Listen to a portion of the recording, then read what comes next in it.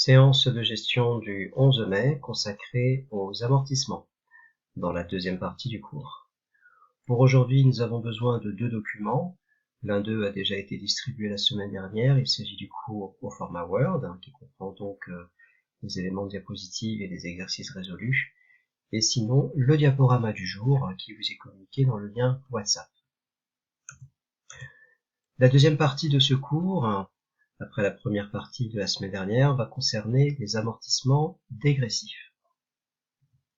Pour introduire cette notion, nous faisons deux rappels, portant successivement sur la notion d'immobilisation, puis la notion d'amortissement.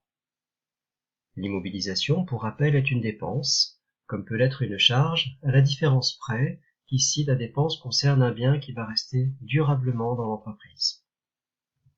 Au fond, donc, c'est un actif, et qui dans un premier temps va être compté comme un investissement, et non pas une charge. L'idée de l'amortissement est de considérer que ce bien va malgré tout s'user à mesure qu'on va tout simplement l'utiliser, et que de fait, on peut effectivement le convertir sous forme de charge étalée dans le temps à hauteur de la durée de vie du bien.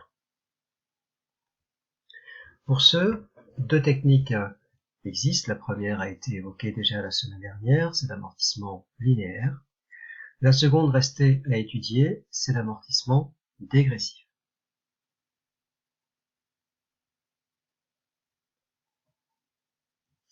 Voyons de quoi il s'agit. L'amortissement dégressif est encadré par le Code des impôts puisque l'administration fiscale permet d'amortir plus vite les biens lors de leur début de vie. La conséquence, c'est que l'appauvrissement de valeur, l'amortissement, qui va être constaté chaque année, va être plus important durant les premières années, ce qui a pour conséquence de diminuer très rapidement la valeur résiduelle du bien. C'est ce que l'on va voir ensemble par voie de graphique dans la diapositive suivante. Sur cette diapositive, on voit représenter donc en abscisse l'échelle de temps, ici des années, et en ordonnée la valeur résiduelle du bien amorti. Nous avons une première courbe en fait qui est linéaire, autrement dit c'est une droite, et qui constate la diminution progressive de valeur d'un bien dans le cadre d'un amortissement linéaire. Puis, nous avons une seconde courbe qui, elle, montre une déperdition accélérée de la valeur lors des premières années du bien. Elle correspond à l'amortissement dégressif, dont on va voir ensemble comment il est calculé. Pourquoi est-ce que l'administration fiscale autorise un tel procédé? Eh bien, la règle est simple, c'est que l'entreprise, lorsque le bien n'a plus une valeur qui n'est que de 30% de sa valeur initiale, l'entreprise a tendance à renouveler le bien, autrement dit à réinvestir. Or, ici, on voit que cette valeur de 30%, lorsque l'amortissement est dégressif, est atteint au cours de la deuxième ou troisième année de vie du bien. Alors que, pour l'amortissement linéaire, ici, cette valeur de 30% ne serait atteinte qu'à la quatrième ou bien cinquième année du bien. Donc l'idée quelle est-elle? Elle est tout simplement d'accélérer le renouvellement du matériel, ou bien pour l'État, d'inciter les entreprises à investir plus rapidement. Alors cet amortissement se calcule à partir d'une formule, comme pour l'amortissement linéaire. Nous avons une base qui ici est une valeur nette, là où dans l'amortissement linéaire il s'agissait de la valeur initiale du bien. Il y a également un taux qui est utilisé, un taux dégressif constant, qui a la particularité d'être d'une part un taux linéaire, mais que l'on va pondérer par un coefficient. Ces coefficients sont listés par l'administration fiscale, ils dépendent de la durée de vie du bien, ils sont indiqués ici, et nous allons les appliquer dans quelques applications. Par ailleurs, on voit apparaître dans cette formule un prorata temporis, qui dans le cadre de l'amortissement dégressif peut s'appliquer la première année, pour le cas où le bien ne serait pas amorti sur une année entière. Là où le prorata temporis était en jours avec l'amortissement linéaire, pour l'amortissement dégressif, il est exprimé en mois. Les biens amortissables sont systématiquement des biens qui ont été acquis neufs. à la différence de l'amortissement linéaire qui permet l'amortissement des biens acquis d'occasion. En termes de calcul, l'amortissement dégressif se calcule à partir du premier jour du mois d'acquisition de l'immobilisation. Cela veut dire que si le bien est acquis le 5, le 10 ou le 25 du mois, le bien sera amorti pour la totalité du mois. La règle du prorata temporis est appliquée, on le rappelle, en mois et non en jours. Et par ailleurs, donc dernière règle, mais qui ici n'est pas très intuitive tant qu'elle n'est pas appliquée, la règle est la suivante, c'est qu'en vérité, le calcul dégressif ne va pas être mené pendant la totalité de la durée de vie du bien. Il y a un moment donné à partir duquel on bascule le calcul pour en fait revenir vers un amortissement linéaire. La raison étant que, en matière de calcul dégressif, on ne parviendrait jamais à solder totalement la valeur du bien.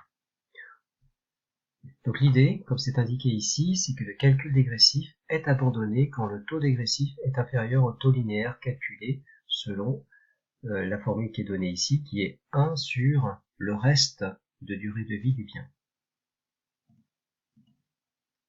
Par exemple, dans cette application, ici nous avons une immobilisation qui est acquise un 1er juin. On voit que l'exercice comptable va du 31 mai au 31 mai. Donc pour la première annuité d'amortissement, nous avons une année complète. Elle va porter sur une immobilisation de 93 000 € amortie sur 5 années. On peut donc immédiatement calculer le taux d'amortissement dégressif constant. Il est l'inverse de la durée de vie, 1 sur 5, que multiplie le coefficient prévu par l'administration fiscale, 1,75, fois 100 pour obtenir un taux exprimé en pourcentage, 35%. Pour venir à bout de l'exercice, il faut attacher un soin particulier au tableau que l'on va construire. Celui-ci met en vis-à-vis le taux dégressif et le taux linéaire du bien. Pourquoi ? Eh bien parce qu'il va nous permettre de déterminer à l'avance l'année à partir de laquelle on va devoir changer de méthode de calcul, en rappelant que on va passer de la méthode dégressive à la méthode linéaire. Quand cela ? Eh bien, dans le cas de l'exercice ici, nous avons ici un taux dégressif qui est constant, calculé à 35%, et nous avons aussi un taux linéaire qui est calculé sur 1 sur la durée de vie restante. Pour la première année, il reste 5 années de durée de vie. Le ratio donc est de 1 sur 5, soit 20%. Pour la deuxième année, il reste 4 années de vie, ce qui donne 1 sur 4 égale 25%, etc. Et on observe que sur les 2 dernières années, le taux linéaire devient supérieur au taux dégressif.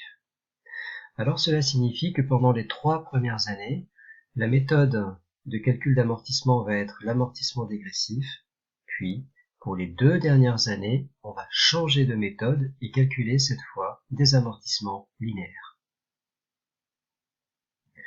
Pour poursuivre avec les données du tableau, nous avons ici donc une valeur nette de début qui est de 93 000 €, c'est la valeur d'origine du bien puisque le bien n'a pas encore été amorti, et nous avons un amortissement de 32 550 € correspondant au produit entre la valeur et le taux dégressif de 35%. On voit qu'immédiatement la valeur nette de fin est déjà de 60 450 €, rappelant que l'amortissement dégressif a pour conséquence d'amortir de manière assez importante le bien lors des premières années de vie.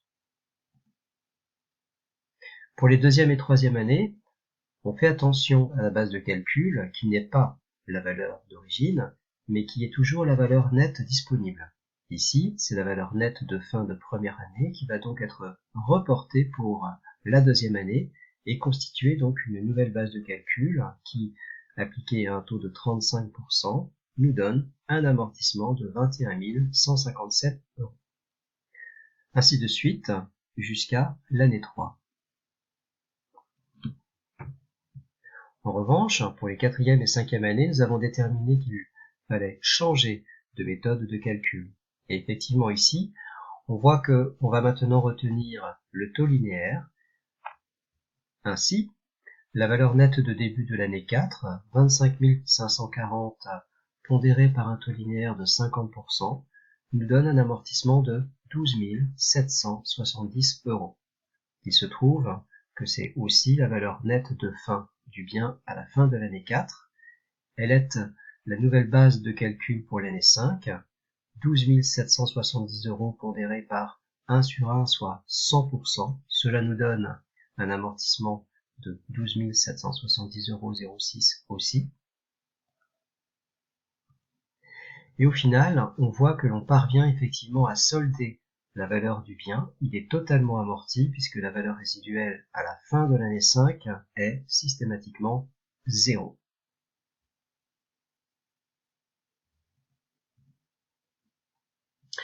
Dans une autre application, on ne va pas beaucoup compliquer les données.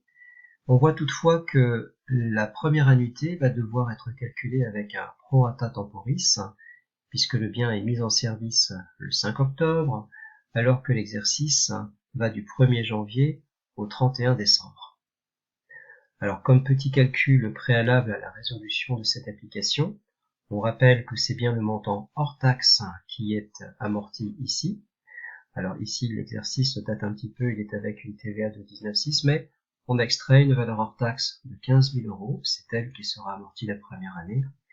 Le taux d'amortissement linéaire pour la première année, eh bien, puisque le bien a une durée de vie de 8 années, est de 12,5%.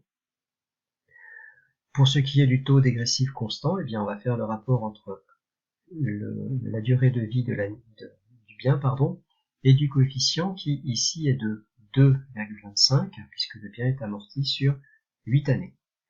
On parvient à un taux d'amortissement dégressif de 28,125%. Pour la suite de la résolution de l'exercice, on fera attention à la date de départ de l'amortissement, qui donc est la date d'acquisition, et pour laquelle vous prendrez donc le mois entier en appliquant un prorata temporis. Donc finalement, pour la première année, il y aura un prorata qui est que l'amortissement sera calculé à hauteur de 4 mois. Le cours en format Word comporte toutes les autres données permettant de résoudre définitivement cet exercice. Merci pour votre attention.